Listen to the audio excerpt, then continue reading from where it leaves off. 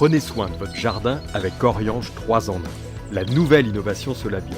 Insectes, acariens et maladies, un seul produit et c'est fini. Bienvenue au jardin vous est proposé par ARS, le fabricant japonais d'outils professionnels pour la taille, la coupe et l'entretien de vos jardins et de vos espaces verts. Vous avez besoin d'un avis, d'un conseil? Consultez-nous sur notre site www.ars-france.fr.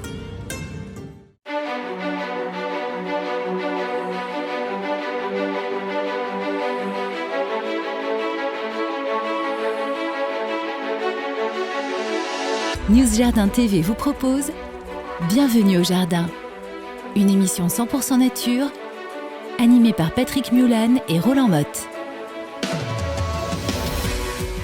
Bonjour mes amis qui aimaient les jardins. Aujourd'hui, nous sommes 3. Et oui, c'est exceptionnel.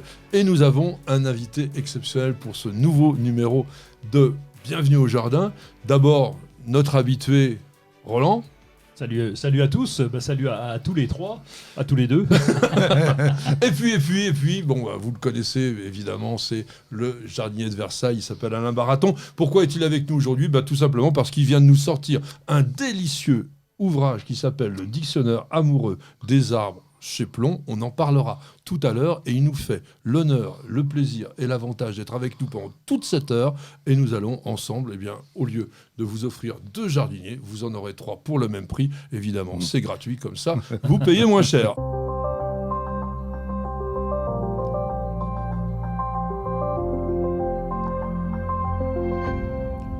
Nous sommes, je disais, le 3 juillet, c'est le 186e jour de l'année, le 14e jour du signe astrologique du Cancer, le 17e jour, ça va te plaire, du mois de Messidor dans le calendrier républicain français. Et pourquoi je dis ça ? Parce que c'est le jour de la... Groseille. Alors du groseillier ou de la groseille ? Les deux à la fois. Allez. Le groseillier qui, évidemment, va donner la groseille. Alors, attention... il y a des groseilliers. Ah oui, il y a des groseilliers, il y a les groseilliers. Alors, on peut déjà parler des fruits, le rose, blanc, rouge, et puis le groseillier à macro, voilà. avec ses petites épines, évidemment. C'est le meilleur, d'ailleurs. Et puis, alors, vous connaissez Roland, donc c'est monsieur plutôt plante que je consomme. Moi, je suis plutôt monsieur plante qui décore. Il y a aussi le groseillier à fleurs, ne l'oublions pas, le ribes sanguinum. Ça te dit quoi, le groseillier ? La famille Groseille, je crois, dans le film La vie est un long fleuve tranquille. Ouais. Non, le groseillier, c'est pour moi le plaisir des oiseaux. J'ai la chance d'avoir un jardin avec un groseillier et je le regarde mûrir tous les ans. Alors on le voit, il y a les grappes qui se forment, vertes, oranges, vraiment rouges. Et au moment où enfin je me décide à aller les cueillir, parce que c'est délicieux, généralement les oiseaux sont passés, il n'en reste plus beaucoup. Tous les ans, ils me font le coup. Et finalement, je me dis que c'est peut-être ça le plaisir du jardin, le partage, y compris avec les oiseaux. Alors, mesdames, messieurs, vous aurez remarqué que notre ami Alain Baraton n'est pas 100% le jardinier de Versailles, parce que moi, à sa place, j'aurais planté plutôt une Versaillaise blanche, qui est une très très bonne variété de groseilles. Oui, mais Patrick, je pourrais aussi planter des agératums gloire de Versailles. Oui, à un moment donné, il faut se détacher un petit peu du domaine et se dire que finalement, Versailles n'est pas non plus le centre du monde. Oui, ça, c'est peut-être... Je suis surpris. Alors Roland, comment on cultive le groseillier ? C'est facile, il n'y a rien de plus simple. Même moi, j'arrive à le cultiver facilement. C'est une plante qui a besoin de plein soleil. Au niveau du sol, elle s'en fout un petit peu parce que sol argilo-calcaire, sol même un peu léger, ça va pousser très bien. Et puis on a un choix de variété qui est quand même conséquent. Je vous conseille, non pas le truc de Versailles, mais la Pardonnez-moi. La Versaillaise blanche. Je ne peux pas laisser dire un tel propos. Le truc de Versailles. Oui, non, mais tu vas apprendre que Roland, c'est toujours des trucs et des machins. De toute façon. Et à Versailles, il n'y a pas de truc. Bon, alors le machin de Versailles, on va pas chipoter. Je vous conseille Junifère. J'en ai planté une au bord de la terrasse. Ça fait des grappes longues comme ça se dit bien à la radio, ça. Ça fait au moins 10 cm de grappes qui sont garnies. Et l'avantage, c'est qu'on cueille directement la grappe. Après, on n'a plus qu'à retirer les grains. Donc, c'est vraiment du bonheur. Moi, je retire pas les grains. Tu sais ce que je fais ? Je prends la grappe, je la mets dans la bouche. Ah ouais, mais et les confitures Mais moi, j'aime bien la groseille, ce côté un peu acidulé. Et je voulais quand même qu'on dise une chose. Est-ce que vous savez que rêver de groseille à macro mûr annonce la fortune et une grande fidélité à votre bien-aimé, peut-être même une progéniture nombreuse, surtout des fils. Ça, c'est ce qu'on disait, évidemment, du côté du Moyen-Âge. Alors, nous sommes donc, je rappelle, le 3 juillet, en 1780. Ça, c'est presque ton époque, ça. C'est mon époque. C'est ton époque de prédilection. Ah, on est en plein dedans, là. Alors, un gros piège. Naissait André Joseph Ghislain Parmentier. Ah, c'est pas le même. Exactement. On triche, là. C'est pas Ah le oui. même du tout. Il est né à Enghien, alors c'est aussi... C'est pas le même non plus. C'est pas le même non plus, c'est en Belgique. Et qui a été un horticulteur et paysagiste, alors, en plus américain, donc c'est le truc, on comprend plus rien, et qui a créé le premier jardin botanique à Brooklyn, en plein milieu de New York. Ça a été un grand paysagiste aussi de son époque. Malheureusement, il est strictement bien resté de ce monsieur Parmentier parce que, eh bien, tout simplement, l'inflation des prix du mètre carré à New York a fait que on a rasé le jardin pour y mettre des immeubles. C'est un peu malheureux. Ça arrive malheureusement trop souvent. Aujourd'hui, c'est la Saint-Thomas et aussi la Sainte-Anatole. Qu'est-ce que tu as comme dicton ? Eh ben, j'en ai un pourri, puisqu'on parlait de groseilles, je vais te le faire. À la Sainte-Anatole, confiture à la casserole. Je reste dans les groseilles. Alors moi, j'en ai un qui est un tout petit peu plus logique, même si c'est un dicton qui n'est pas répertorié, parce que c'est moi qui l'ai fait. À la Saint-Thomas, la bignone fleurit sur le mât. Donc c'est ah oui, la bignone, donc vous savez le compsis, qui est donc une grande plante à feuilles intéressant, mais surtout à trompette jaune orangée. Ben, il faut les mettre sur des mâts parce que ça devient très grand.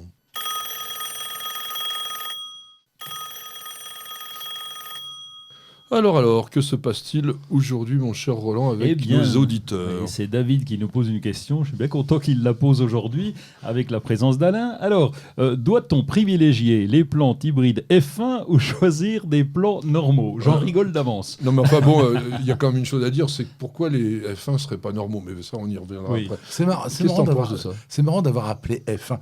F1, ça donne un côté moderne. F1, ça rappelle les courses automobiles. Oui. C'est vrai que quand on pense aux plantes F1, on est loin de s'imaginer, non pas la chimie, mais tout ce qui s'est mis en place autour de cette production. Eh bien, contrairement, je vais peut-être t'étonner, mais je ne suis pas un forcené anti-F1.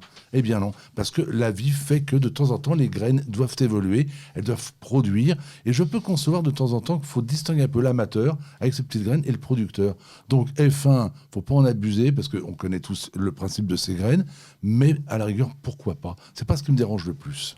D'autant qu'il y a des tomates, par exemple, qui sont résistantes aux maladies, qui vont tenir le coup et qui ont une production assez conséquente. Bon, ça dure qu'un an, on le sait. Après, et puis soyons honnêtes, Versailles a été fleuri avec des végétaux, des fleurs F1 pendant des décennies. Moi-même, j'ai planté des bégonias F1 à une certaine époque parce qu'ils étaient pratiques, ils étaient économiques, ils étaient sûrs. Parce qu'il ne faut pas oublier non plus qu'il y a une question de sûreté. Si toi, Patrick, demain, tu fais un petit massif avec des graines et que tu rates ton semis, c'est pas un drame. Et si les fleurs bleues que tu espérais sont devenues rouges entre-temps, c'est pas non plus un drame. Quand on dirige un service de jardin qui est supposé représenter la gloire française, autant avoir des graines de qualité et certaines. Alors, ce que vient de vous dire Alain, c'est exactement comme cela qu'il faut aborder le sujet. Pourquoi ? Parce qu'il faut savoir que un F1, d'abord, c'est quoi ? C'est la première génération d'une hybridation qui a été manuelle de deux lignées qui, elles, étaient fixées. On obtient donc généralement les qualités, enfin, ou du moins le sélectionneur essaye d'obtenir les qualités des deux parents. Il y a une volonté là-dedans. C'est une volonté d'avoir une amélioration variétale. Et c'est ce qu'a dit Alain.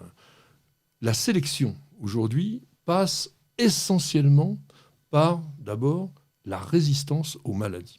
Donc, les variétés nouvelles que l'on vous met dans le commerce sont des plantes qui sont naturellement plus résistantes, qui vont éviter l'utilisation de pesticides ou du moins en réduire énormément.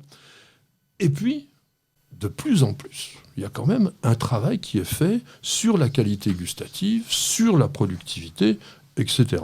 Alors, bien entendu, un F1, c'est pas toujours utile. À quoi bon, par exemple, avoir des haricots que l'on récolte en une seule fois ? Très, très utile pour celui qui est producteur pour des haricots de conserverie, par exemple. Il va récolter tous ces haricots, les amener à la conserverie, il a fait son boulot. Quand on est amateur, on n'a pas envie de ça. Est-ce que l'on a besoin d'avoir des carottes qui sont toutes exactement de la même taille et qu'on va pouvoir présenter de façon excellente sur un étal ? Pas forcément non plus. En revanche, par rapport à ce qu'a dit Alain, c'est exactement ça.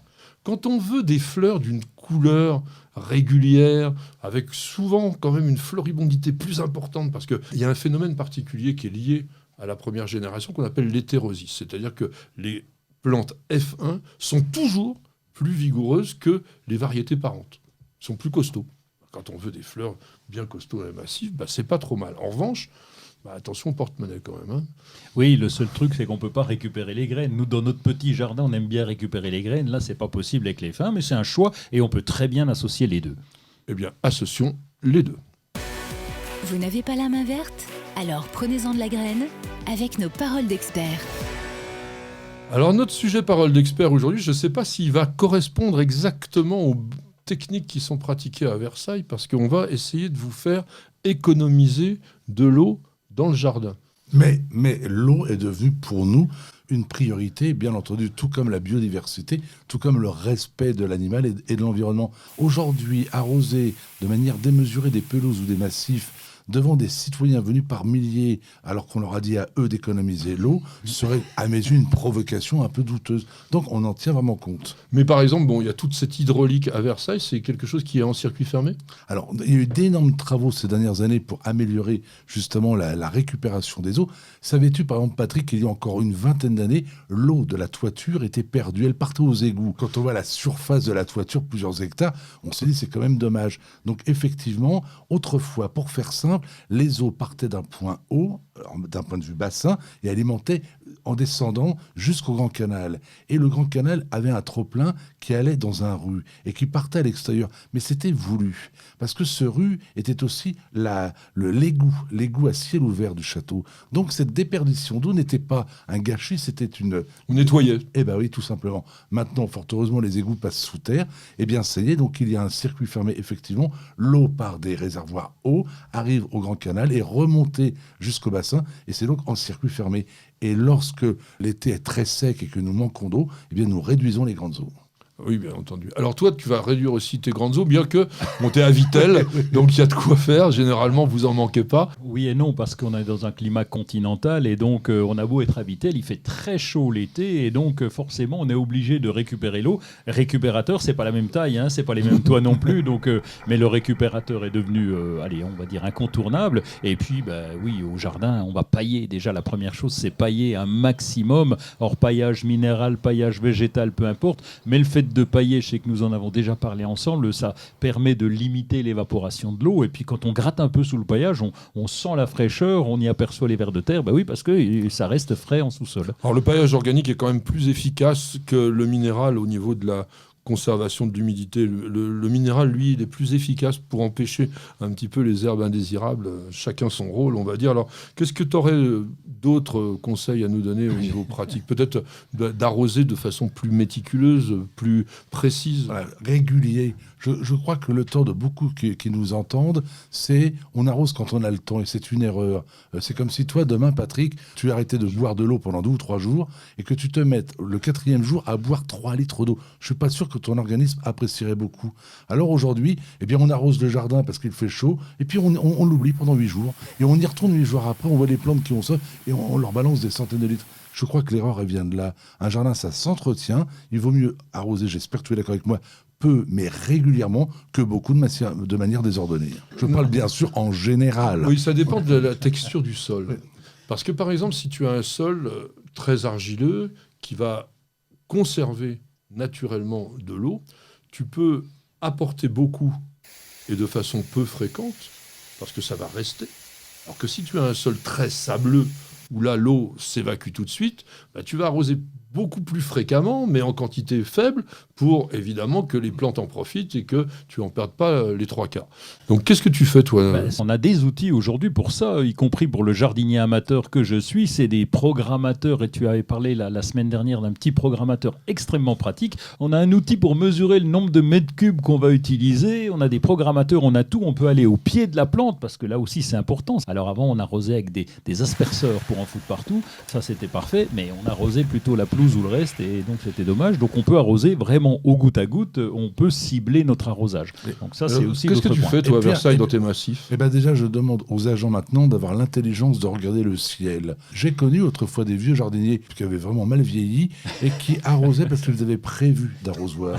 Alors ils étaient là, le ciel devenait sombre au loin, on savait qu'on allait se prendre une douche énorme. Non, ils avaient prévu. Bon, aujourd'hui, C'était le jour de l'arrosage. voilà.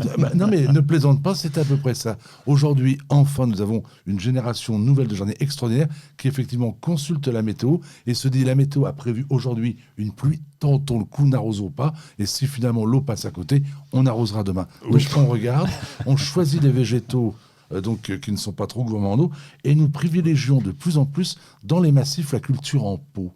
Parce que la culture en pot permet de n'arroser que la base de la plante et non pas l'ensemble du massif, donc de réduire les problèmes liés à la production des plantes dites mauvaises, et on peut éventuellement la mettre plus d'eau à une plante qui est plus gourmande qu'une autre, ou moins dans le cas contraire. On Donc essaie de l'arrosage à la carte, on va dire. Oui, tout à fait. Je ne suis pas très enthousiaste de l'arrosage intégré.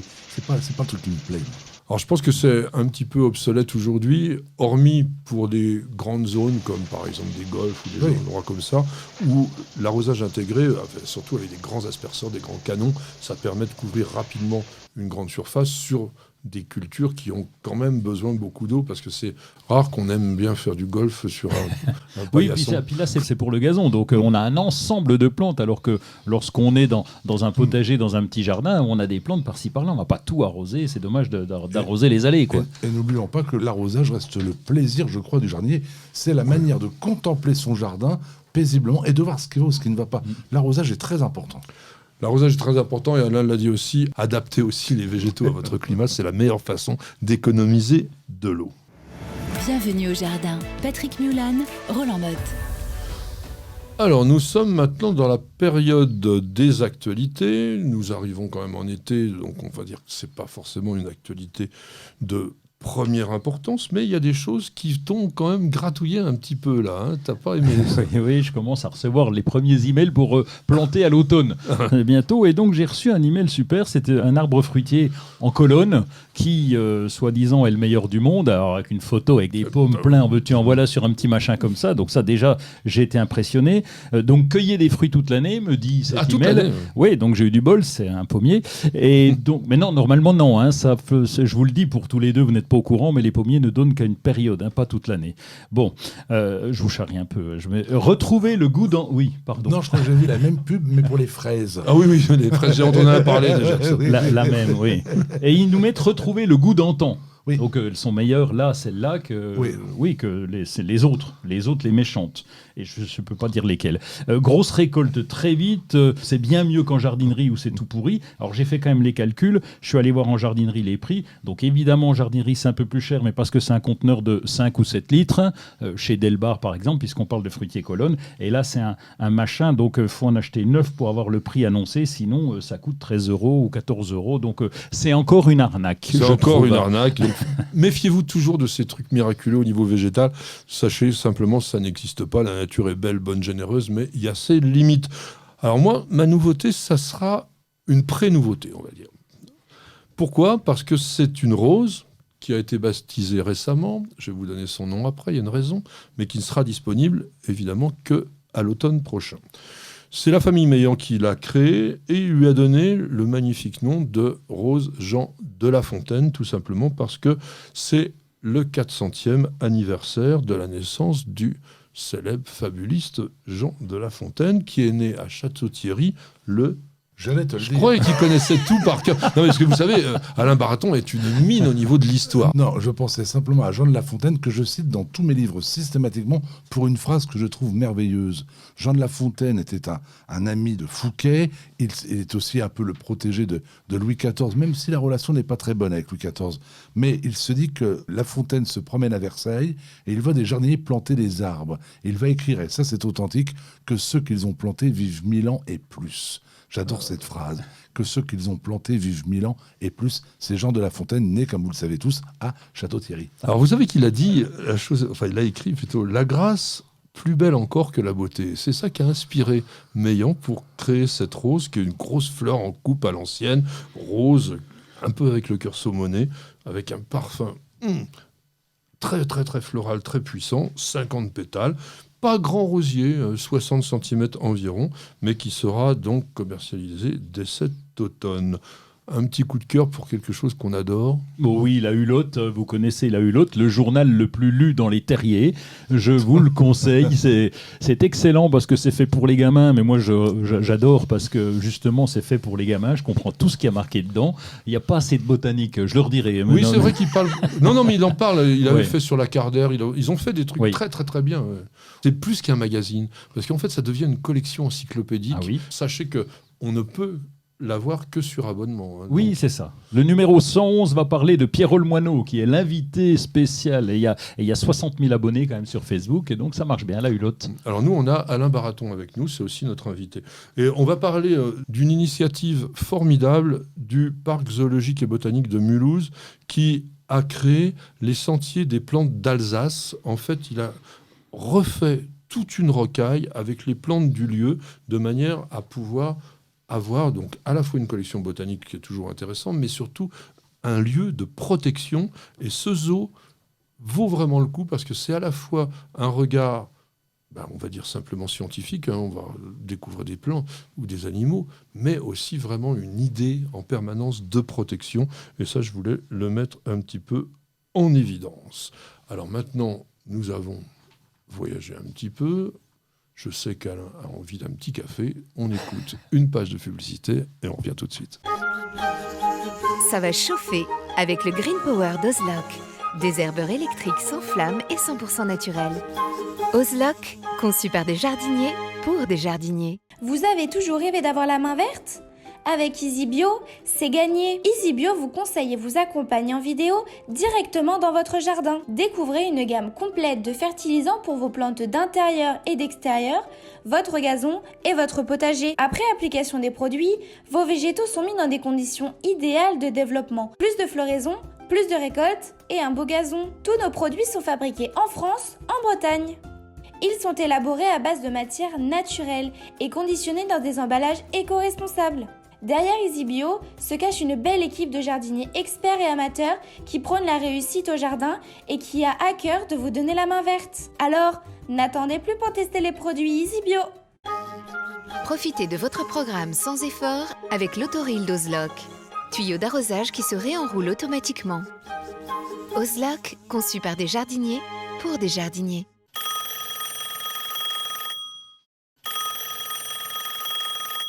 Ça sonne ? Mais oui, c'est la Louise. J'entendais. Louise. La Louise qui nous pose une question. Louise, pardon. Est-ce que... Ah non, mais la Louise me plaît. Moi, je vous rappelle qu'à Versailles, on parle de la Pompadour, de la Dubarry. Donc la Louise, je trouve ça très très bien. Bon, alors je continue. Oui. Alors, ma chère la Louise, est-ce que je peux semer les pépins des pommes et des poires que j'achète dans le commerce? Et si oui, comment faire? Posée comme ça, la question, la réponse, elle est oui. On peut évidemment Oui. toujours semer des pépins de pommes, de poires, de ce que vous voulez. Le problème, c'est de savoir ce que l'on veut obtenir par ailleurs. C'est le résultat, c'est ça. Bon, puisque... toi, tu as des arbres fruitiers dans la collection à Versailles ? Non, on en a très peu. On a créé un petit verger, mais davantage décoratif que vraiment conservatoire. Mais je voudrais, à propos de cette question, donner un exemple. J'ai toujours d'ailleurs un modeste terrain sur l'île de Léron où j'ai vraiment campé avec mes enfants pendant plus de 20 ans. Et pendant 20 ans, un mois par an, tous les pépins, tous les noyaux ont été jetés dans le jardin. Il n'y a rien.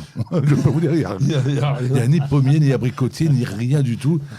Donc c'est pas évident. Non, Versailles n'est pas... Il y a un potager, le potager du roi, où là, effectivement, il y a une collection importante d'arbres. Et c'est surtout intéressant à découvrir pour la taille, la manière de présenter les arbres fruitiers. Versailles, le domaine national de Versailles, se veut un parc. Alors nous avons créé, c'est vrai, un potager, le potager de la Reine. Nous avons quelques arbres, nous avons des arbustes comme des groseilliers, mais nous n'avons pas vocation à devenir un conservatoire. Alors, il faut une vocation pour semer des pépins de pommes ou de poires. D'ailleurs, une double vocation. C'est soit vous voulez obtenir des porte-greffes, et à ce moment-là, c'est bien, on va avoir ce qu'on appelle des francs, Oui. que l'on greffera avec une bonne variété. Soit vous avez quelques idées de création variétale, et là, vous allez faire ce que font tous les créateurs de nouvelles variétés. Ils sèment des graines et ils regardent ce qui se passe. Le seul problème, c'est qu'avec des pommiers, des poiriers, il faut être patient. Hein, parce qu'avant d'avoir les premiers fruits, on va avoir, à partir du semis, 5, 6, 7 ans. Et en général, sachez-le bien, c'est pas terrible quand même. Oui, alors il y a une troisième possibilité aussi, c'est de semer pour le plaisir. Pour le plaisir, pour avoir un petit buisson, voilà. Pour Alors, voir. pourquoi la question, pourquoi c'est pas terrible ce que l'on sème? Eh bien tout simplement parce que les arbres fruitiers, tous là, même ceux à noyaux, sont des plantes qui ne sont pas autogames. Ça veut dire qu'elles ne sont pas capables de se féconder elles-mêmes. Ce qui veut dire qu'elles ont besoin du pollen venant d'une plante d'ailleurs, et plus souvent d'ailleurs d'une autre variété. Ce qui fait que vous avez systématiquement des hybrides. L'insecte qui a avoir porté le pollen va avoir donc simplement pris celui de tel arbre qu'il ne connaît pas et l'avoir amené. Et donc on est sur un hasard total. Le hasard parfois fait bien les choses, mais ce n'est pas toujours le cas. Donc pour obtenir, on va dire, une bonne variété, alors d'abord les professionnels, eux, ils sélectionnent, ils savent qu'en prenant tel parent, on va avoir peut-être un petit peu plus de chances d'avoir un bon résultat. On va dire qu'une bonne variété de pommes ou de poires, il faut une vingtaine d'années pour quand même l'obtenir. Donc, il faut être quand même aussi patient. Et très souvent, en général, vous n'avez rien d'intéressant parce que la génétique fait que tous les arbres fruitiers sont des plantes qui ont, depuis des centaines d'années, été croisées, recroisées, etc. Et donc, le génome n'est pas du tout stable et vous obtenez des trucs souvent bizarroïdes. Ou tout petit, ou acide, etc. Vous cherchez la petite bête? Toutes les réponses dans le dossier de Bienvenue au Jardin. Eh bien écoutez, ça va nous faire plaisir. On va prendre un petit peu de vacances. Ah bon? Parce que nous avons eu l'idée, on sait qu'on est dans les tout premiers jours de juillet, qu'il y en a déjà pas mal d'entre vous qui vont partir dès ce week-end, peut-être même. Pensez quand même, avant de partir, à prendre quelques précautions pour que votre jardin passe des vacances tranquilles. Or, à Versailles, il y a des jardiniers toute l'année. Oui, il y a un service de garde. Il y a un service de garde. Et dans ton propre jardin, est-ce que tu fais des petites précautions avant de partir en vacances? Je pars très peu en vacances, donc c'est vrai qu'il habite à Versailles. voilà, très très peu. Parce que, non, mais je ne suis pas branché vacances. Je trouve que je fais le plus beau métier du monde, et donc je ne m'éloigne pas souvent. Mais il est vrai que quand je pars, car il m'arrive quand même de prendre quelques petites semaines, ne serait-ce que pour faire plaisir à mes proches, oui, je prends quelques précautions. Par exemple, je suis de ceux qui évitent de tondre avant de partir, parce que je me suis rendu compte qu'une herbe haute était beaucoup plus facilement rattrapable au retour des vacances, surtout quand la température avait été sèche et caniculaire. Oui, je n'oublie pas, bien évidemment, d'arroser copieusement les végétaux que j'ai plantés dans l'année, en n'oubliant pas de vérifier les cuvettes. J'ai conscience de l'apport d'eau. Donc oui, je prends quelques mesures simples, mais j'en prends. Alors Roland, combien de temps peut-on, d'après toi, abandonner son jardin sans risque d'un désastre au retour? Tout dépend de la météo, parce que on a les deux cas. On a l'excès de chaleur, où là, les plantes en pot elles vont morfler, et le gazon également. Et puis, on a l'excès d'humidité Ça, également. c'est de plus en plus rare quand même pendant l'été, en général. On essaye de prendre des vacances d'été quand c'est des périodes ensoleillées. Tout dépend du lieu où on habite. Bref, peu importe, mais en tout cas, ça peut être un excès qui va faire pousser les herbes indésirables. Et si on a, alors, je vais revenir un peu au potager ou au massif de fleurs, là, ça peut être quand on a un peu potager, compliqué. On ne prend pas de vacances. Je confirme, j'allais te le dire d'ailleurs. Ouais. Bon, moi, je vais dire que si vous vous débrouillez bien, prenez un petit peu les conseils qu'a dit Alain, puis on va en donner d'autres après. Vous pouvez partir une semaine en ayant bien arrosé, bien désherbé, bien travaillé. Vous allez revenir sans gros problème. Plus d'une semaine, ça devient quand même très, très, très compliqué. Ceux qui prennent 3 semaines, là, il ne faut même pas rêver. Vous allez revenir, ça va être un désert. Alors, il y a une solution. On appelle un ami. Et mettre les enfants au boulot. On l'oublie trop souvent. Oui. Je parle des grands, bien évidemment. Oui, ça peut être une erreur. Ça m'est arrivé de confier mes plantes à ma sœur. Voilà. Et donc, elle a bien arrosé pour me faire plaisir, pour ne pas oublier. Donc là, j'ai perdu beau carnet. On a de plus en plus, toi qui écume le web, des sites de plant sitting, Oui. donc en fait de services. Soit vous apportez des plantes d'appartement, vous les apportez dans une serre en général, ou soit les jardiniers peuvent venir aussi passer chez vous. Alors, on va revenir sur les opérations absolument indispensables avant tout départ. On a parlé du désherbage, on a parlé de l'arrosage pour les plantes fragiles. Tu vas renforcer le paillage. Ben oui, je suis désolé, Voilà. mais Donc ça vous me ne paraît tondez pas essentiel. trop profondément. Il y a une chose que l'on oublie un petit peu, c'est de ne pas laisser trop traîner les choses dans le jardin. Par exemple, on oublie qu'un tuyau qui va rester plusieurs jours exposé en plein soleil, quand vous allez revenir, votre tuyau, il ne vaudra plus rien du tout, il sera complètement desséché, il sera abîmé, etc. Les meubles de jardin, qui sont pour beaucoup, malheureusement, en résine, ça n'aime pas beaucoup les rayons ultraviolets. Donc, si vous les laissez comme ça en plein soleil, en permanence, vous risquez de les trouver pas très très jolis. Oui, et puis si tu as une serre, je vais aller dans le même sens. La serre, c'est compliqué de partir en vacances, parce que là, s'il fait trop chaud justement, pour l'aération, c'est mort.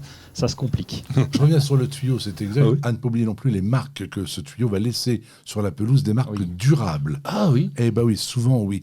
On oublie souvent que le pélargonium, par exemple, eh bien, avant de partir en vacances, la veille, on supprime toutes les fleurs. Je dis bien toutes les fleurs, y compris celles en formation. La plante, du coup, a besoin de beaucoup moins d'eau.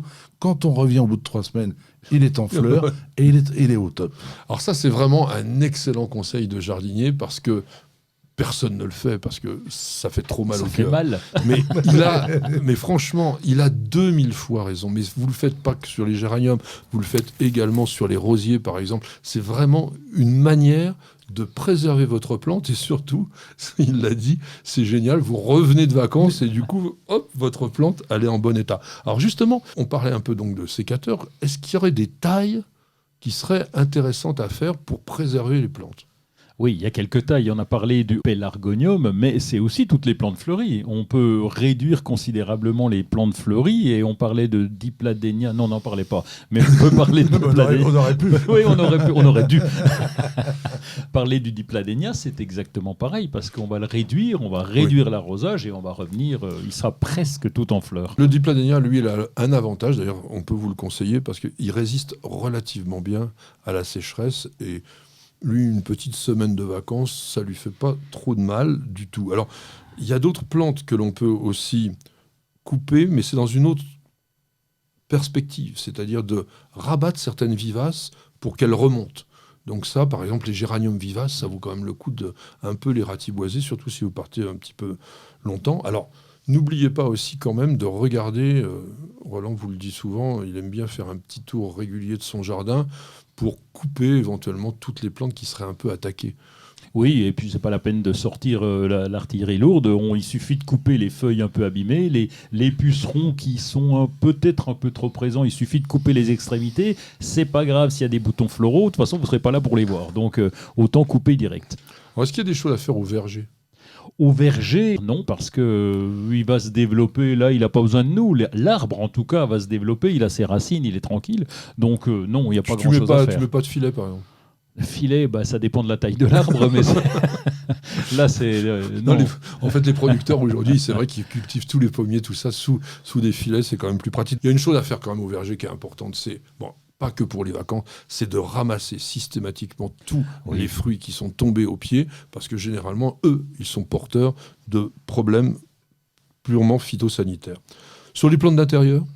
Plantes d'intérieur, non. On a fait un truc important chez nous, on a mis des gros pots. Tout le temps. Ah oui. Pourquoi ? Parce que, y compris sur la terrasse. Et on a arrêté les petits pots, parce que c'est une connerie, finalement, tu l'arroses, t'arrêtes pas d'arroser, c'est sec tout de suite, dès qu'il fait chaud. Donc on a viré progressivement, parce que ça coûte un peu d'argent, mais on a viré tous les petits pots et on a mis que du gros pot. Alors moi, je ferais bien ce que Alain fait à Versailles avec les plantes d'intérieur, ça serait d'enterrer le pot, Oui. parce qu'on lui garderait quand même une meilleure fraîcheur. Et évidemment, sur les plantes d'intérieur, si vous les sortez, elles bénéficieront éventuellement d'un arrosage extérieur. Vous pouvez bien sûr brancher un goutte à goutte et puis le programmer, c'est pas compliqué. Mettez-les plutôt à l'ombre. Il y a des gens aussi qui pensent que l'ombre, c'est le noir. Non, l'ombre, c'est un endroit qui ne reçoit pas le soleil direct pour les plantes. Par exemple, sous une frondaison un peu légère, c'est quand même là que les plantes se trouvent le mieux. Alors je dirais aussi, binage, on n'a pas trop parlé. Bon, ça c'est important. Simplement de décrouter juste avant, ça durera ce que ça durera, mais vous aurez quand même fait un petit peu le boulot. Le paillage, on l'a évoqué, il n'y a pas une seule émission où on n'en parle pas. Vous allez dire, on est des obsédés du paillage, mais c'est vrai quand même que c'est utile, notamment avant les vacances. Et puis, évidemment, vous récoltez les fruits et les légumes éventuellement que vous auriez à maturité avant de partir prendre ces quelques jours de vacances, mais sans exagération du tout.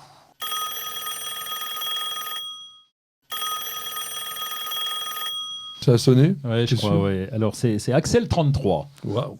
Axel33 qui nous dit « En milieu tropical, on voit souvent, en tout cas chez quelques familles comme les palmiers, les aracées, etc., des feuilles immenses. Quel avantage apporte-t-elle au végétal ? Pourquoi n'a-t-on pas la même chose en zone tempérée ou froide pour les espèces sempervirantes, bien sûr ?» Ça, c'est une question précise, Oui. une question d'expert. Bon, alors les espèces sempervirantes, ça veut dire quoi ? Ça veut dire des plantes à feuillage persistant. On va essayer d'expliquer. Dans un milieu tropical, on est dans des configurations absolument différentes avec celles que l'on vit dans les milieux septentrionaux comme les nôtres. Pourquoi ? Parce que d'abord, les saisons ne sont pas aussi marquées. Donc, les plantes sont en croissance permanente, elles bénéficient d'une humidité, d'une hygrométrie phénoménale, elles sont dans des conditions d'opulence, on va dire. Et comme ça pousse et ça pousse, elles sont en permanence en quête de lumière. Et donc, contrairement à ce que certains ouvrages avaient osé le supposer, le monde de la nature, c'est pas le monde des bisounours, hein, les arbres qui s'aiment et qui s'entretiennent les uns les autres, etc. Hein ? On est dans la guerre, il faut bien le dire, c'est la bagarre. La bagarre pourquoi ? La bagarre pour la nourriture, la bagarre surtout aussi pour la lumière. Et donc, évidemment, eh bien, dans les milieux tropicaux, on va chercher la lumière, on va essayer d'avoir la plus grosse feuille possible parce qu'une grande surface, ça récupère plus de soleil que dans les milieux septentrionaux. Et puis, les plantes sont pratiquement toutes persistantes aussi. Donc, c'est assez différent. Recommencer chaque saison à faire des feuilles géantes, comme on disait la semaine dernière avec l'arôme titan, il faut avoir un gros pulme, ou alors, c'est pas aussi facile. Alors, tu observes ça, tu t'aimes bien les pays tropicaux, toi ? Moi, j'aime bien, mais j'aime bien le passage des saisons.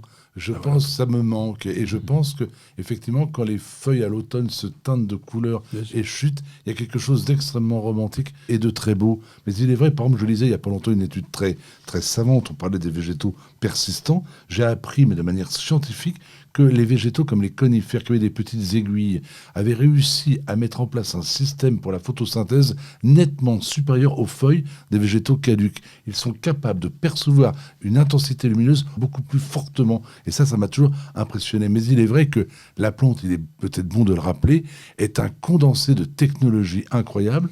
La plante, c'est en fait les feuilles, ce sont des panneaux photovoltaïques que la plante a été capable d'inventer bien avant l'homme. Et il est vrai que tout ce qui se met en place pour lutter contre le manque d'eau, le manque de luminosité, lutter contre le réchauffement soudain. Les pays tropicaux peuvent avoir des écarts de température colossaux. Les plantes sont capables de prouesses absolument incroyables. Je voudrais te dire combien je te suis quand tu parles que le monde des végétaux, c'est pas les bisounours.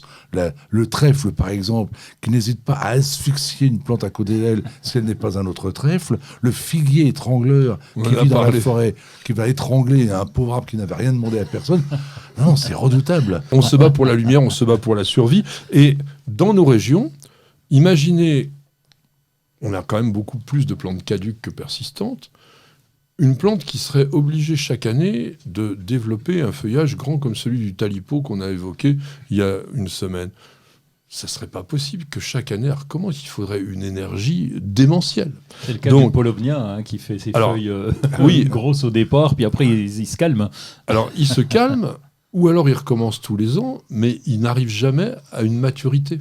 Donc on a aussi des plantes, en général, proches de l'eau, qui peuvent être très grandes, mais qui ne sont pas forcément de chez nous, mais qu'on cultive dans nos jardins, les Gunera, les Astilboides, les Darmera, les Farfugium, toutes ces plantes-là, je ne sais pas, vous allez dire, ils me racontent n'importe quoi avec des noms invraisemblables, je vous les montrerai pour ceux qui regardent la vidéo, vous les verrez en photo. Bon, toutes ces plantes-là qui font des feuillages comme ça, eh ben, elles ont besoin d'énormément d'eau. Or, on a parlé des saisons, et nous avons ces saisons qui font qu'il y a des périodes longues pendant lesquelles il n'y a pas d'eau ou pas beaucoup. Et donc la plante, elle a forcément besoin, mais un besoin réellement vital, eh bien, de se retrouver avec de l'eau et puis avoir des feuilles qui ne soient pas trop grandes. Je pense que je vous en ai dit comme ça. Donc, on se prend quelques instants pour se reposer avec nos chers annonceurs. Et une aspirine. Et une aspirine si vous le voulez. Mais c'est maintenant une page de publicité. Ça va chauffer avec le Green Power d'Ozlock. Des herbeurs électriques sans flamme et 100% naturels. Ozlock, conçu par des jardiniers pour des jardiniers. Vous avez toujours rêvé d'avoir la main verte ? Avec EasyBio, c'est gagné. EasyBio vous conseille et vous accompagne en vidéo directement dans votre jardin. Découvrez une gamme complète de fertilisants pour vos plantes d'intérieur et d'extérieur, votre gazon et votre potager. Après application des produits, vos végétaux sont mis dans des conditions idéales de développement. Plus de floraison, plus de récoltes et un beau gazon. Tous nos produits sont fabriqués en France, en Bretagne. Ils sont élaborés à base de matières naturelles et conditionnés dans des emballages éco-responsables. Derrière EasyBio se cache une belle équipe de jardiniers experts et amateurs qui prônent la réussite au jardin et qui a à cœur de vous donner la main verte. Alors, n'attendez plus pour tester les produits EasyBio. Profitez de votre programme sans effort avec l'autoril d'Ozlock. Tuyau d'arrosage qui se réenroule automatiquement. Ozlock, conçu par des jardiniers pour des jardiniers. Bienvenue au jardin. Patrick Mulan, Roland Motte. Première semaine de juillet, alors on vient de parler des vacances, mais malheureusement, il n'y a pas que les moments de vacances. Il y a toujours des choses à faire au jardin. Le jardin, c'est toute l'année. Qu'est-ce que tu ferais la semaine prochaine au jardin là ? Qu'est-ce que tu as prévu ? Alors, à titre personnel, rien. Pour moi, c'est clair. Non, parce que le jardin, c'est quand même une activité prenante. Et je suis jardinier, tu l'es aussi, et ceux qui nous écoutent le sont souvent. Le jardin, il n'y a pas vraiment de repos. Et je trouve que la première période de juillet, c'est enfin le moment où on peut déjà contempler ce que l'on a fait au printemps. C'est enfin le moment où on peut profiter du transat et regarder. Alors, il y a toujours des choses à faire, bien évidemment, mais là, enfin, on peut calmer un petit peu le travail. Donc, je confirme, la semaine prochaine, j'ai prévu de ne rien faire. Eh bien, moi, je trouve ça formidable. Il a raison. À un moment donné, il faut quand même profiter de son jardin. C'est plus facile à faire, je pense, avec des végétaux d'ornement qu'avec un potager. Et toi, je pense que tu vas un peu bosser quand même. Ah bah oui les gars, là, vous êtes gentils, mais là il y a un paquet de boulot au potager. Et oui, pour nous, il y a déjà les récoltes qui commencent, il y a pas mal de choses. Bon, les courgettes, c'est parti. Enfin bon, on a des choses. Alors, c'est pas la récolte le plus dur, c'est la transformation. Donc là, une fois qu'on a des fruits, des trucs, etc., des trucs encore, eh bien, il faut éplucher, il faut couper, il faut faire cuire. Ça, j'aime bien. Je suis le spécialiste de l'écossage. Alors, j'adore Oh, ça. Ah ouais. ah bon ? Ça, c'est une horreur. Ça me rappelle... Les petits pois. Ah, j'adore. Ça me rappelle ma grand-mère. J'avais un grand-père qui avait un jardin extraordinaire. Et ma grand-mère venait avec des cabas pleins de petits pois d'haricots. Et devant la télévision, c'était devant Daniel Gilbert, elle regardait en écossant. Et j'ai hérité de ma grand-mère cette passion. Réellement, ça m'apaise. Et puis, je vais vous avouer une chose. Je trouve que ces légumes qui viennent du jardin sont tellement beaux. Il n'y a rien de plus beau qu'un panier qui vient d'être cueilli. Je trouve ça merveilleux. Donc, vous pouvez compter sur moi. Bon, alors moi, on y va, il y a si du tu veux, taf. que les petits pois, t'en avais un monceau comme ça, et puis tu avais à côté la casserole, et ça ne se remplit jamais. Oui. C'est un peu démoralisant. Mais moi, j'avais pas Daniel Gilbert, donc c'est peut-être aussi pour ça que je Ça peut m'ennuyais. jouer, hein, ça Donc, peut mesdames, jouer. messieurs, vous avez pu comprendre, il avait un petit faible pour Daniel Gilbert. Ça, c'est un scoop, on le mettra dans la biologie, la biographie, d'Alain Baraton. Oh, c'est encore pire Allez. pour la récolte des groseilles, parce que là, on récolte, ça ne se On les remplit mange tout pas de suite. du tout. Mais non, parce qu'on fait un jus, ou alors on fait une confiture, et donc quand tu les presses, c'est encore pire, quoi. C'est que tu as récolté un pot comme ça, et tu n'as finalement qu'un tout petit pot de confiture. Il existe toujours les épépineuses de groseille. Oh, mais ça, c'est pour les pros, ça, non ? C'était Ça, incroyable. c'est pour faire les gelées. Ah oui, c'est incroyable. Ces femmes capables, parce qu'il n'y a que des femmes capables de faire ce travail-là, d'épépiner Oui. la groseille. C'est dément quand on y pense. Oui, c'est un travail de fou, ça donne de très bonnes confitures. Je crois que c'est près de Lunéville, il me Tout à fait, semble. tout à Voilà, fait. c'est ça. Oui. Ah, mais c'est chez toi, ça, encore. Oui, c'est pas loin. Ah, mais il y a Oui. tout. Hein. Oui, mais on est en avance, c'est normal. Alors, justement, tu es en avance pour travailler, là. Qu'est-ce que tu fais d'autre ? Des boutures, on peut faire Ouais. des boutures en ce moment. Il y a quelques plantes qu'on va bouturer puisqu'on bénéficie du temps idéal. Et puis on est à côté, on est là évidemment quand on n'est pas parti en vacances pour suivre l'arrosage. Alors, il y a un truc bien curieux que tu fais, c'est que quand tu bourgeonnes tes tomates, tu les mets, les morceaux coupés, dans les choux. Oui, Alors là, je suis complètement, moi, dans les choux, là. Oui, parce que ça va repousser les aleraudes. Alors d'habitude, les aleraudes, on met le... Vraiment Un petit peu, mais si Ouais. on fait rien... Non, mais les plaques jaunes, par exemple, ça limite quand même complètement la quantité d'aleurodes parce qu'elles viennent se coller dessus. Alors je te dirais la même chose, vraiment. Pourquoi ? Parce que ça en colle une partie, mais quand tu es bien attaqué par les aleurodes, ces petites mouches blanches qui font 3 mm, on en est blindé. Donc toute action qui peut limiter leur présence sera la bienvenue. Donc on peut cumuler. Et ça t'as vu vraiment? Alors J'y vraiment... crois pas, moi. Je vais vous dire, je n'y crois pas, mais bon.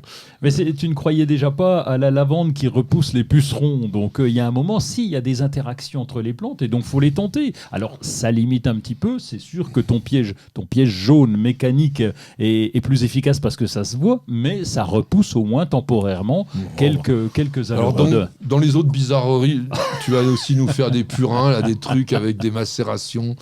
Il va en parler après. Du coup, vas-y. j'ai une question à poser. Du coup, et les coquilles d'œufs contre la cloque. contre la cloque du péché. Alors j'ai testé pour vous. Et alors? Non. L'ail aussi, on me dit, contre la cloque du Oui, péché. l'ail aussi, j'en ai planté au pied, il avait la cloque. Alors, faut se méfier parce que quand ça repousse, les feuilles sont cloquées et quand ça repousse presque, sain pratiquement, donc sans cloque. Donc on se dit, c'est bon, c'est l'œuf. Mais non, c'est pas sûr parce que si on prend un témoin, on regarde c'est à la côté, plante, mais à force de faire ça, souvent, elle dégénère. Alors, dernier quand même conseil, puisque je l'ai évoqué, tu nous fais des macérations, des trucs bizarroïdes, là. Non, pas 50, mais parce que c'est trop de boulot, mais au moins la consoude, parce qu'on a planté un pied de consoude, c'est intéressant, parce qu'il se développe bien, il chope un peu la rouille, ça c'est embêtant, mais au moins le purin de consoude, il a des effets, il va rajouter un petit peu de nourriture à la plante, il est presque plus riche que le purin d'ortie. Oui, tu l'utilises donc comme un engrais organique, et ça c'est quand même un bon conseil, parce que tous les purins dont on nous rebat les oreilles en disant c'est insecticide, c'est ci, c'est ça, encore une fois, c'est du pipeau.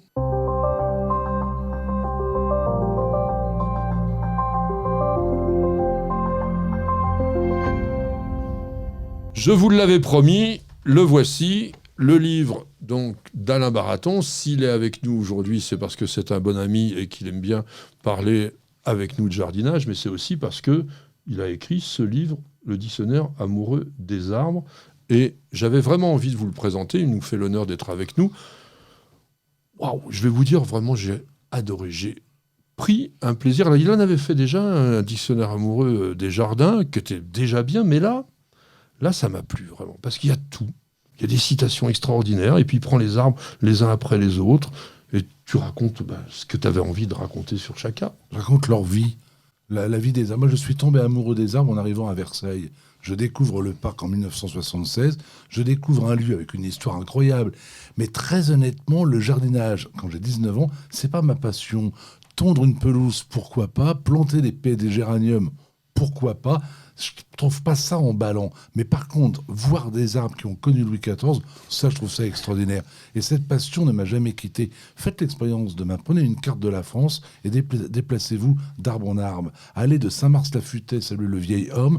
Passez bien sûr dire aux chênes d'Allouville combien vous pensez à lui. Et terminez par l'olivier de Roquebrune-Cap-Martin. Vous allez ainsi rencontrer des vénérables qui ont tellement de choses à vous raconter. Des histoires mythologiques, des histoires médicales, des histoires de tous les jours. Les arbres, ce ne sont pas que des monuments de sève et de bois, ce sont des êtres vivants que j'aime profondément et j'avais envie de raconter cette passion presque charnelle que j'ai avec les arbres.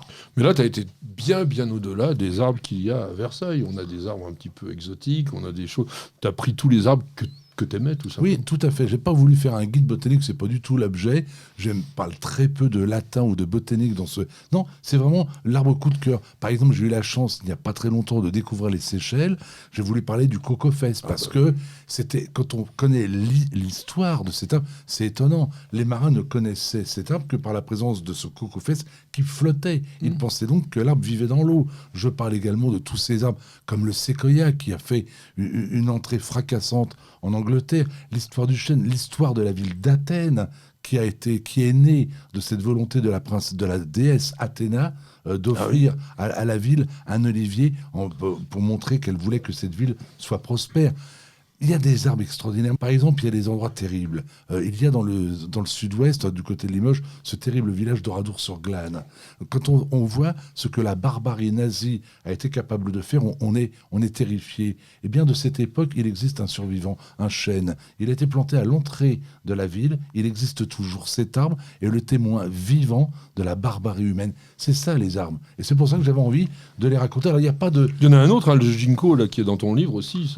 Lui est témoin de la barbarie humaine aussi. Voilà. Mais un arbre qui avait totalement disparu de la surface du globe. Il recouvrait autrefois tout l'hémisphère nord. Et puis un Allemand, Engelbert Kempfer, qui je crois en 1727 se promène, herborise au Japon, découvre ce végétal miraculeusement conservé par des moines bouddhistes. Et il est là et il se dit cet arbre est extraordinaire. Il n'était connu que sous l'appellation fossile. On ne le connaissait que fossilisé. Il le ramène, on connaît la suite. Tu l'as mis, le Volumia ? Oui, bien sûr. Le Volumia nobilis, qui fut découvert dans un canyon sur les terres australes, qui là montre qu'on est encore capable de découvrir des arbres. Mais attention, pas des arbres de 3 mètres de haut, des 40 mètres végétaux. le Volumia dans son milieu naturel. Voilà. Et je parle même du Crudia zelanica, que très peu d'entre nous connaissent. C'est un arbre qui a été redécouvert au Sri Lanka. Il a été observé pour la première fois dans les années 1800, il y en avait très peu. Et en 1900, les botanistes découvrent que cet arbre a totalement disparu. Dans les années 60, il est officiellement classé comme végétal disparu de la planète. On le retrouve il y a quelques années. Pas de chance, à l'emplacement même d'un tracé d'autoroute, il doit être coupé. Ce seul survivant va être coupé. La population se mobilise. Rien n'y fait, il va être coupé. Et il faut que les moines bouddhistes, une religion très forte au Sri Lanka, décident d'aller voir l'arbre et de le faire moine. Ils décident que l'arbre devient moine. Ils lui offrent la tenue des moines, ils le font moine. Alors là, on ne plaisante plus. Eh bien, aujourd'hui, cet arbre vit toujours, il est devenu moine, et l'autoroute, lui, maintenant, le contourne. Vous voyez à quel point Alain est un merveilleux conteur, et vous avez toutes ces histoires en détail dans ce livre, donc le Dictionnaire amoureux des arbres, c'est chez Plon, et je vous le recommande. Vous pouvez le dévorer pendant les vacances, et vous allez apprendre 1001 choses, et j'étais très heureux qu'il soit avec nous aujourd'hui pour vous en parler. Alors juste très rapidement, Roland, ton petit surf là. Un truc qui s'appelle signalement-tic, et donc c'est l'INRA qui a bien développé ce signalement-tic. C'est une application qui permet de contrôler, de savoir où sont les tics, de comprendre, de les analyser et d'en savoir un peu plus sur la maladie de Lyme, entre autres. Donc 35 000 tics ont été transmises grâce à ça, et donc ça permet de les connaître un peu plus. Donc un site qui est tout à fait éthique.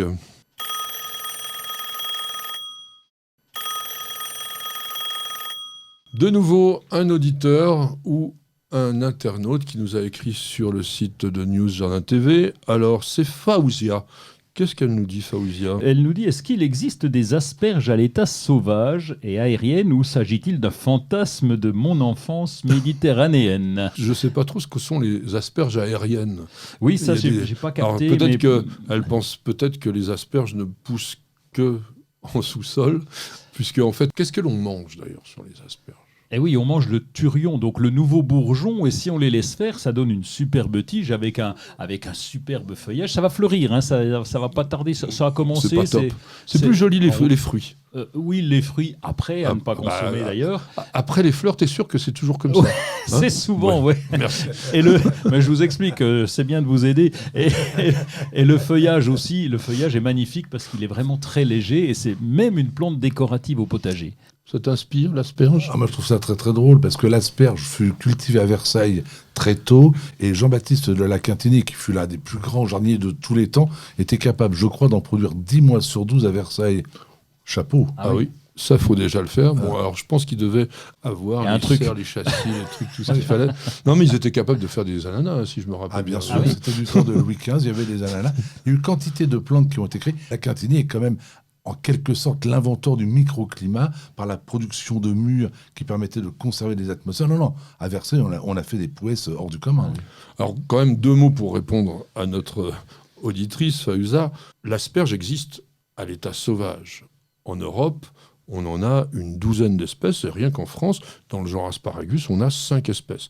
Ce sont essentiellement des plantes méditerranéennes et qui vont donc, pour certaines, donc, surtout Asparagus officinalis, vous donnez donc ces jeunes pousses tendres qui sont comestibles.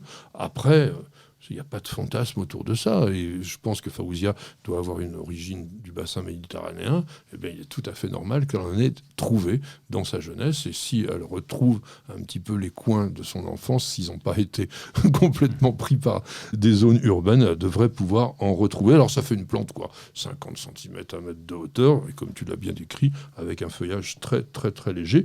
On a aussi une fausse asperge. Oui, et j'allais te le dire, dans les Vosges, nous on va au printemps chercher ça dans les bois, c'est un ornithogalum, ça ressemble, hein, c'est pas loin, c'est pareil, on va prendre ces têtes-là et on en fait des tartes à tomber par terre. Ah bon, c'est bon l'ornithogalum ? Oui, ça se mange. Eh ben, écoute, on l'appelle asperge des bois, ou aspergette, c'est une fausse asperge. Pardonnez-moi de devenir un petit peu coquin. Ah, ça m'étonnait.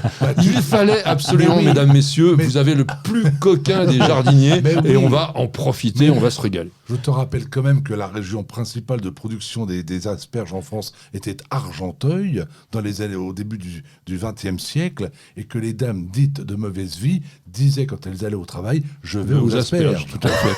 Mais il était aussi interdit d'en cultiver dans les zones où il y avait simplement des jeunes nonnes. C'était totalement interdit. Patrick, Roland, racontez-moi une histoire de plante, de jardin ou de jardinier. Je crois que on l'a pas fait exprès, mais on a choisi un sujet pour parler de ces histoires botaniques qui devrait plaire à notre ami Alain Baraton. On va parler de la mandragore. Beaucoup de mythes, beaucoup de fantasmes, beaucoup de choses autour de la mandragore. Plante des sorcières, alors plante que l'on va évoquer un petit peu au fil des siècles. Déjà, plante herbacée vivace, pas terrible, on va dire, plutôt aussi du pourtour méditerranéen. On est dans les solanacées, il faut dire, donc on est déjà dans des plantes qui sont catégorisées comme étant toxiques. Ça ressemble un peu d'ailleurs aussi un peu à la belladone, quand on ne s'y connaît pas trop, on peut les confondre, et c'est une plante donc qui a un peu toutes ses vertus. Alors, mandragore, ça t'inspire ? M'inspire moyennement, mais... Il n'a pas envie d'en déguster. 1550 avant Jésus-Christ, on en parle déjà dans un papyrus. On était en Égypte pharaonique et déjà, elle était cette plante associée avec le pavot, donc l'opium, et le chanvre, donc le cannabis. Et donc, il y a une légende, la légende d'Hathor. Oui, la légende d'Hathor, on lui attribue des propriétés somnifères, c'est-à-dire que c'est le dieu soleil, Amon-Ra, que vous avez peut-être connu, qui, grâce au jus de mandragore, va endormir sa fille Hathor. Pourquoi ? Parce qu'elle allait massacrer l'humanité. Avait tort, en fait. Finalement, oui, quant à tort...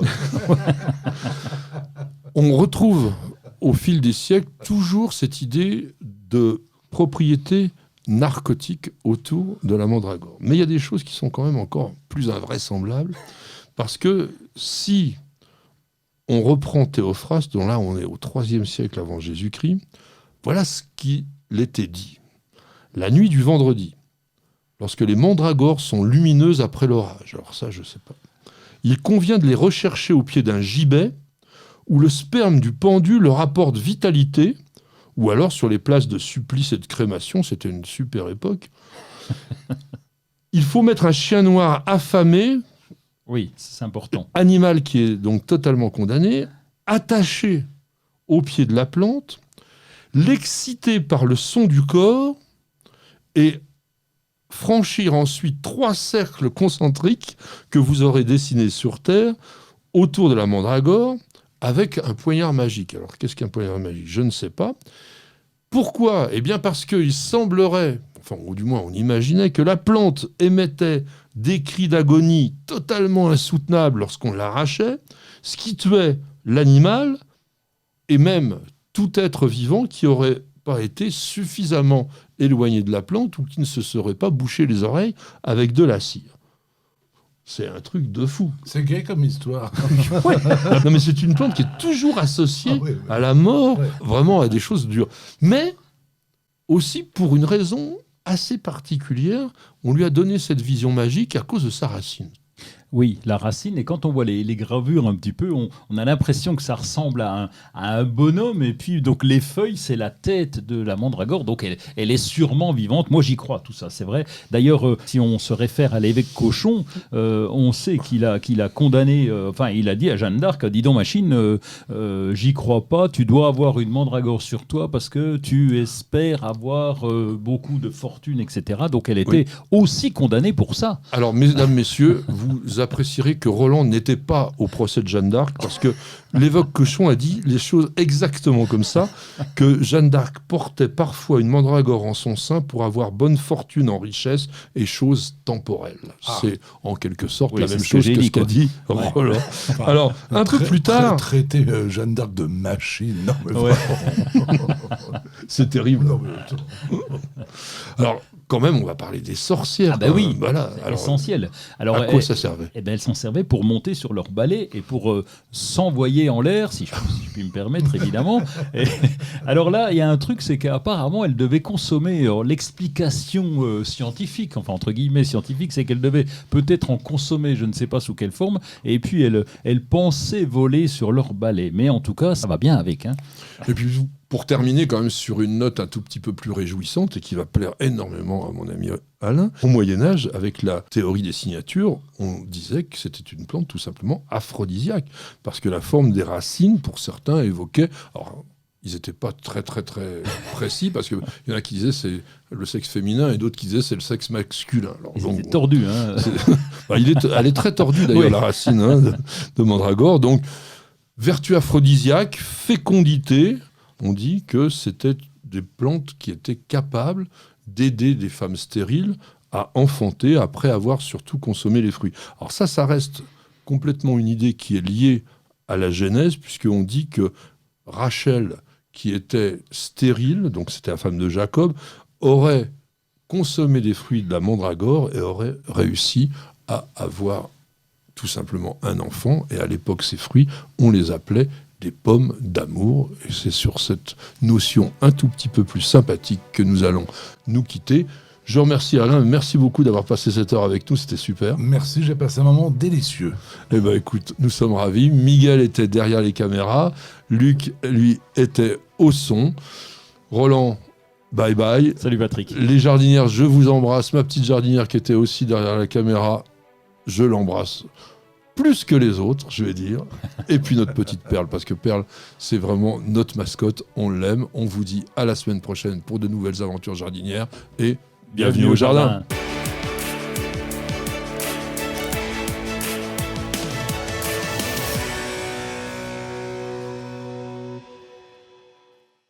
Prenez soin de votre jardin avec Oriange 3 en 1. La nouvelle innovation Solabiol. Insectes, acariens et maladies, un seul produit et c'est fini. Vous avez écouté Bienvenue au jardin avec ARS, le fabricant japonais d'outils professionnels pour la taille, la coupe et l'entretien de vos jardins et de vos espaces verts. Vous avez besoin d'un avis, d'un conseil ? Consultez-nous sur notre site www.ars-france.fr. Vous aimez nos vidéos, vous regardez régulièrement nos émissions Découverte Jardin et Jardiner, ça fait du bien. Alors n'oubliez pas de vous abonner, il suffit de cliquer sur la cloche et vous serez mis au courant régulièrement de toutes nos publications et ceci est totalement gratuit. Et puis nous avons également un site internet dans lequel il y a énormément d'informations, alors www.newsjardintv.com, c'est la bonne adresse.